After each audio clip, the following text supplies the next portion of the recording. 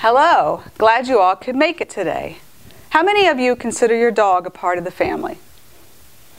How many of you can say that your dog is perfectly well behaved? What would you say if we could up that percent with the use of positive reinforcement in our dog training methods?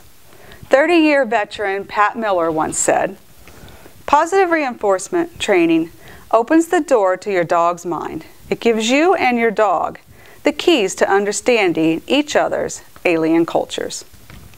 Let's first get started by discussing how dogs learn. Dogs learn by association. In Pavlov, a famous physiologist conducted a study with several dogs.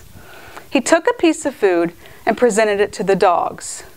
After several repetitions of doing this, he began to notice that the dogs would salivate just at the sight of the food. He then took the study a step further and added a bell. At first, the bell meant nothing. Again, after several repetitions of ringing the bell, showing the food, and giving it to the dogs began to salivate at the ring of the bell. They had learned by association and positive reinforcement. This also happens in our own lives. Take, for example, the fisherman, or as what I like to call, the fisherman theory. A fisherman that spends all day long out on the river. He wouldn't be out there if he wasn't getting reinforced in some type of manner. The reinforcement would come from the catching of the fish. So if he had been there for just 2 hours and decided he was done, he was ready to pack it up, then bam, he caught a fish. He's more than likely going to cast that reel again in the hopes of catching another fish.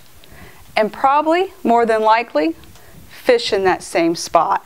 He was positively reinforced. Now that you know how dogs learn, let's talk about positive reinforcement. Asking your dogs for behaviors like a sit and a down and a stay. If we were to continually reward those behaviors, for example, with a treat, the more we're going to see those behaviors become successful.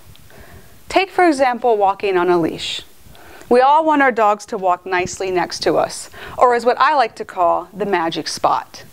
To get my dog to walk in that spot, I'm going to reinforce him for being in the magic spot by giving him a reward, a treat for standing there and walking nicely. If he was to walk out in front of me or to walk out behind me, anywhere besides the magic spot, he would get no rewards. Where's the dog going to go? He's going to go back to where he was getting that positive reinforcement, which is in that magic spot. Gone are the days of punishment, where we used to put the choke collars and the prong collars on our dogs. So now let's move on and talk a little bit about punishment. Like the new puppy. Decades ago, you were taught to take your new puppy, and the minute you bring it home, let's roll it on its back, hold it down, show dominance. Leadership training, just like in the wolves. The wolf that would roll the alpha wolf that would roll the submissive wolf onto his back. That is a misconception.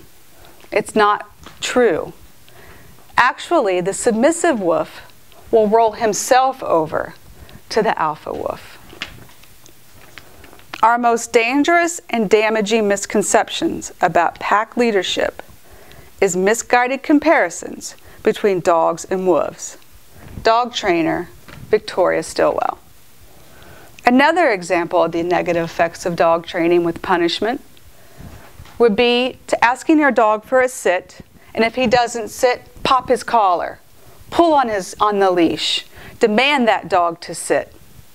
What if at the same time I had popped that collar, a child had walked by? The dog would learn by association that the child might have been the one that had caused the inflicted pain. Then the negative effects that I could get in the long run is a dog that is aggressive with children. So in closing, let's raise the percent of extraordinary power of positive reinforcement. Let's make dog training fun for you and your dog. And let's also not forget